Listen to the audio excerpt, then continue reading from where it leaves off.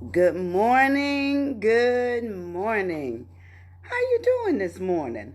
Okay, all right, I'm gonna tell you, I'm gonna do a disclaimer right now.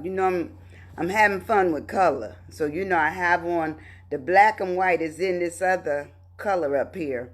And then I have on another black and white dress. Some weeks I have a thing about all the color I want in a certain color scheme. So yesterday I had on black and white, and here I am again, showing up again in black and white. But black and white is good. Sometimes you can't always, stay in a lot of color. You just need color here and there. But I sometimes like to go in the middle, sometimes to the gray, and therefore that's how this came up. So anyway, good morning. I'm hoping you had a wonderful evening. My evening was interesting. The book went live for sure. I thought it would, but I wasn't quite sure. So it did go live, Al's 10 Fingers, and it is a book that I wrote for our musician friend in the area, Mr. Al Martin, and I'm hoping that you will certainly be kind and order a book off of Amazon. We hope to have, with the coronavirus thing running rampant, and now in Pensacola, they are saying that there is showing great signs of it increasing in terms of the level of spread.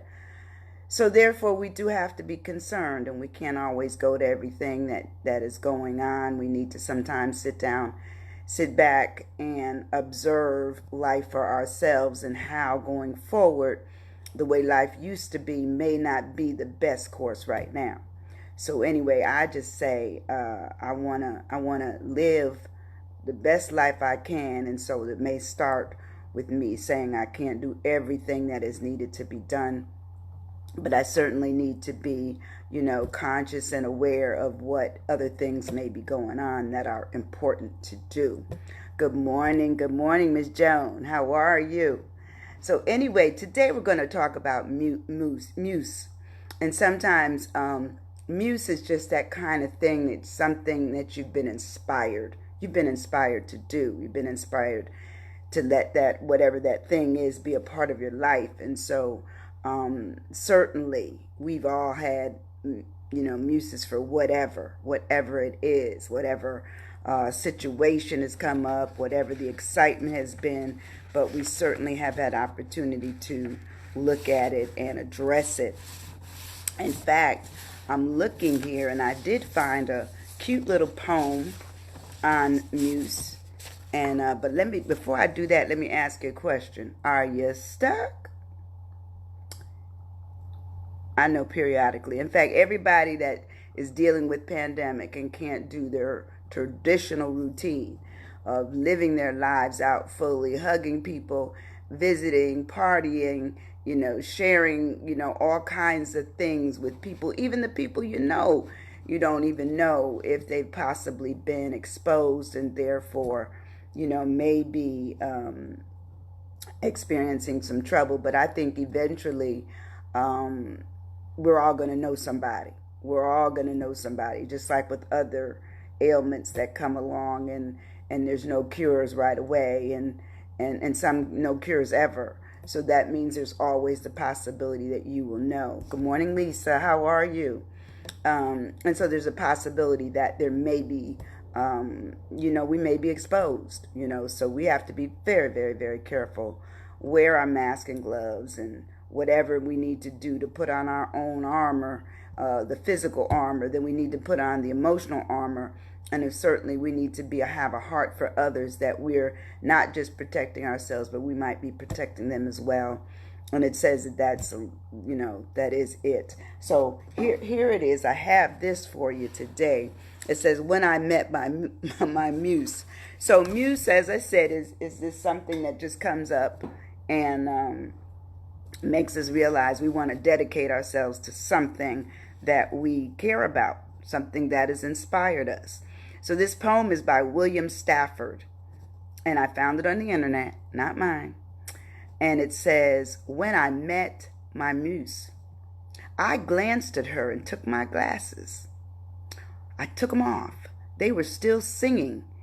They buzzed like a lotus on a coffee table and then ceased. Her voice bellowed forth, and the sunlight bent. I felt the ceiling arc and knew that nails up there took a new grip on whatever they touched. I am your own way of looking at things, she said. When you allow me to live in you, every glance at the world around you will be a sort of salvation. And I took her hand. Can you imagine something that grips you so much? Good morning, Lisa. Grips you so much that it's yours. You know, you may discover during this pandemic that you are a painter, that you are a speaker, that you are a writer, that you are a motivator. You know, you may find out that you enjoy being by yourself long enough to gather thoughts, write things down, come up with new things, being able to express yourself. Good morning, Carla. Good morning, Ashley. Coming up with things that express who you really are. To me, the pandemic has really given people a lot of opportunity to really sit back, take a look at who they really are or who they really want to become. We're all evolving. We're going to evolve every single day.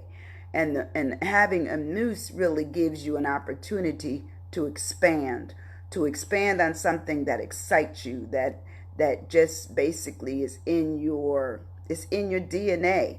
You didn't know it because you may not have explored it, or you know it and you've never had time to really do it. So this is the time. This is the time to talk about what the MUSE can do for you. Your MUSE can do for you. So anyway, we talk about what is a MUSE.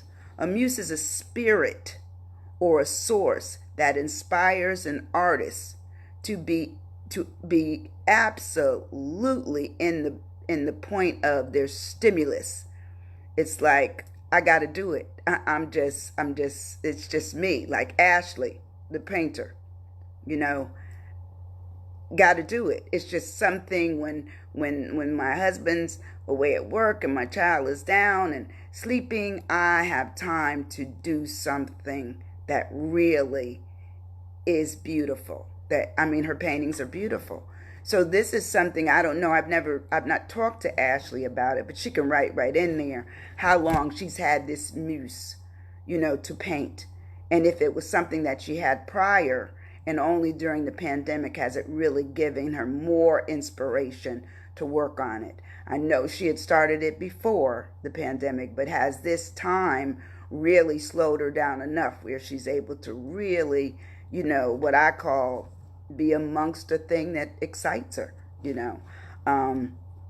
So let's start off with the M of MUSE. The M of MUSE is, what is the motivation? The motivation, of course, is the reason one has for acting or behaving in a particular way. It says it's the general desire or willingness of someone to do something. So you may have thought about it, but it was a fleeting thought. You let it go. And now you're in a possibility of saying, I'm motivated to do something else. I'm motivated to try something else. What can I try?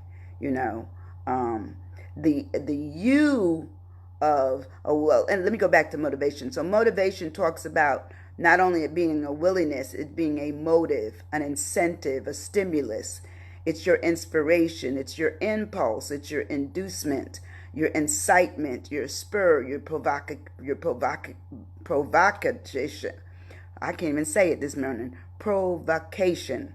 I don't even know why. I just missed that word this morning. Your reason and your rationale.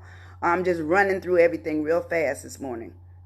But anyway, can you imagine being absolutely on fire to do something that you've never done before? This is the time. So when you go on to looking at being unique, it says being the only one of its kind, meaning it's yours. You own it.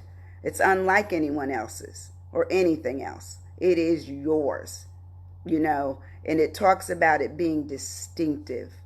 You know, I think when there's certain things that I do that's just mine. It's just mine. I love to do them and I enjoy it. It doesn't involve anybody else. It's just me.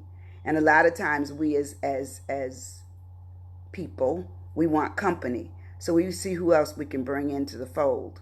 Doesn't always happen like that because people don't always do what they say they're going to do with you, because guess what? It is not theirs. It's unique to you, not to them. Sometimes you can find people who love doing the same thing, but then you probably have to go someplace where that one thing might have been something that was the commonality where you started, and then it grew from there, you know. And so Ashley's saying, I've been doing it since I was little. I actually started creating more last year. Okay. And it gives me peace, and I feel that I'm pleasing God when I create. That's true. That's true. When you have done something that you know it's giving you joy, it's giving you peace, and you understand that you're not just doing it for yourself, but God has instilled it in you to do, that's perfect. That's a wonderful way of looking at what becomes unique in you. So, and by it being, unique, it talks about it being distinctive, it being individual, being special, being, eccentric. I love that word, being eccentric, isolated, single, sole, lone. It says it's solitary, it's exclusive, it's only, it's one and only. It could be rare, it could be strange, because people say, he does. They're just away. They're never available to us. Uncommon and certainly novel. So all those things talks about the uniqueness of your muse, or your uniqueness of your gift of doing your muse, which is your muse. I think it's important for us to realize that being unique also says being you. You don't have to be like everybody else. I know that sometimes I put colors together that nobody else would put together, but it's mine. It's mine. I just enjoy stepping out, trying something new, seeing if it will work for me, and going from there. That's what I do. The next letter is stimulus. Joan, I love adult coloring and writing down my thoughts. Absolutely. Good morning, Rhonda in New York. I enjoy that too. Not as much as I used to, because it just seems like I'm just pulled away to other things now with so many commitments. But I enjoy that too, Joan. Now the writing down, I do that. I probably do that more than I ever did the coloring, but I do enjoy the coloring. My dad always called me unique. That's where the same unique. Okay, yay. That's where unique creations comes from. Okay.